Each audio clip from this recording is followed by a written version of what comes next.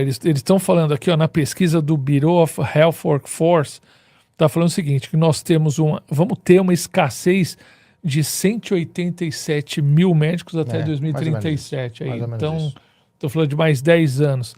E a gente hoje só forma nos Estados Unidos 28 mil médicos por ano. Ou seja... Quantos formam no Brasil? Pesquisa aí, Marcelão. Né? Eu não acredito que esteja muito longe disso, não. Apesar de... Achei bastante, 28 mil. É uma quantidade... Né? Mas é aquilo, né? A demanda é muito grande também.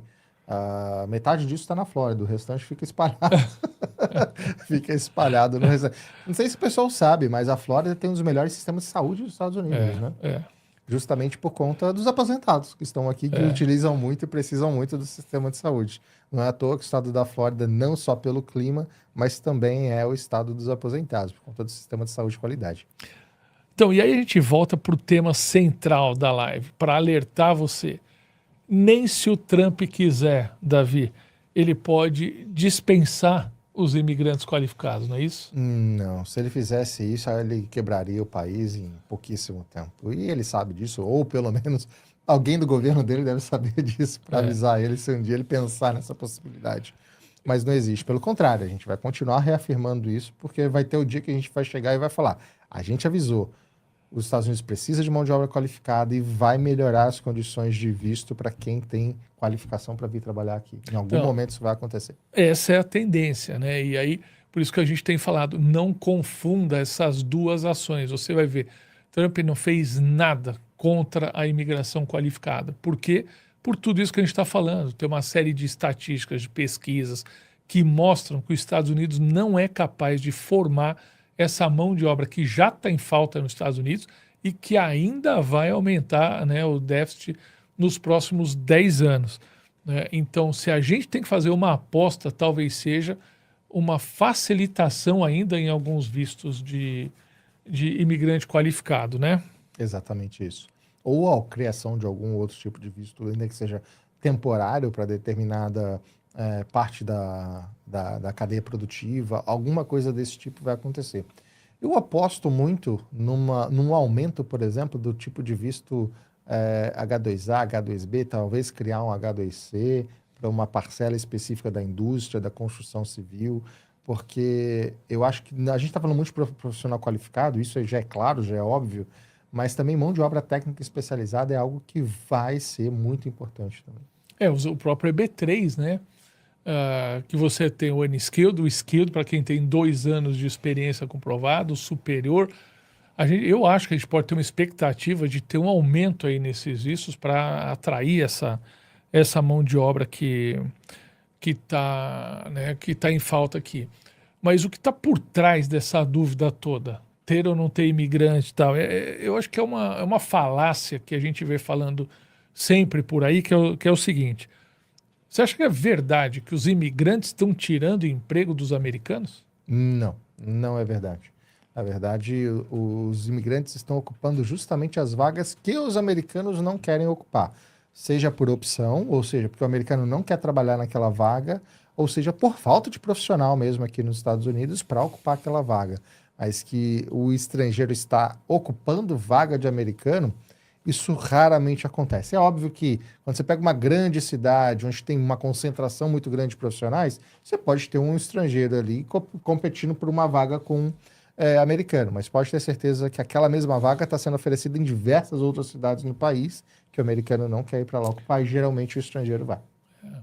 E, na verdade, tem duas coisas, né? Porque quando você fala isso, o imigrante está numa vaga que o americano não quer. Logo eu me lembro daquelas vagas de imigrante não qualificado. Sim. É o cara da construção, da limpeza, da manutenção. Mas hoje, falando de imigrante qualificado, eu diria, não tem americano suficiente para todas as vagas, né? Hoje tem várias empresas, várias cidades que têm vagas em aberta há muito tempo, né? O próprio H1B é um exemplo justamente disso, quando a gente fala que em média 350 mil aplicações são feitas todos os anos. Isso quer dizer, empresas pedem essas vagas. Exatamente, né? A vaga aberta, precisando de profissional. São empresas que passaram pelo processo de habilitação, tem disponibilidade para contratar, tem a vaga aberta, mas não consegue ser sorteado ali no número pequeno de vistos que tem anualmente, acabam não sendo contemplados, mas só está sendo aberta essa vaga de H1B porque não tem esse profissional qualificado para atuar aqui. Lembrando, a gente não está falando só de empresa de tecnologia. O H1B atende várias outras áreas, vai desde saúde, tecnologia, engenharia, humanas também. Então, é um leque gigantesco de áreas que os profissionais qualificados podem ocupar, mas não tem americano suficiente para ocupar essas vagas. E você sabe que tem um escritório de orçamento do Congresso americano e eu acho que o pessoal dá pouca atenção. Eles divulgam todo ano, aliás, 2, 3 vezes por ano, o mesmo estudo, a mesma pesquisa. Você tem ideia de quanto os imigrantes qualificados contribuem para a economia americana em dólar? Boa pergunta. 1,2 trilhão de dólares só em receitas federais, até em 10 anos. Então você vê a chegada de uma mão de obra qualificada em termos de contribuição para o PIB americano é de 1,2 trilhão de dólares. Vamos fazer uma comparação? É quase metade do PIB do Brasil. Exatamente. Né? Deixa eu ver se tem mais alguma pergunta para você aqui. Vai deixando já sua pergunta, que eu já vou conversar com vocês aqui, né? Deixa eu ver. Ô, Davi, então, como a gente deve ler, né, quando o Trump dá uma escorregada numa casca de banana e parece que está criticando todos os imigrantes? É muito fácil generalizar, né? Quando ele fala mal de imigrante, a gente se sentir também, a gente está na posição de imigrante. Então, de certa forma, você pode se sentir ofendido com alguma fala dele. E é normal, a fala de político nunca vai agradar todo mundo, sempre alguém vai se sentir ofendido com isso. Mas vamos ver no fato concreto. Qual que é o fato concreto? É que o governo até hoje só tem perseguido, e isso é fato, está perseguindo sim, o imigrante ilegal, o indocumentado, aquele que não tem status para estar aqui nos Estados Unidos, ou que o visto venceu, ou que expirou, ou que teve algum problema, ou que entrou com um pedido de asilo que agora o governo atual não quer mais conceder. Ou seja, esse tipo de imigrante, sim, vai ter muito problema na atual administração nos próximos 4 anos. Agora, quem está legal aqui nos Estados Unidos, até hoje a gente não ouviu uma linha sequer, seja de discurso, seja de política, seja de programa, seja de lei, que vá contra quem está legalmente aqui nos Estados Unidos.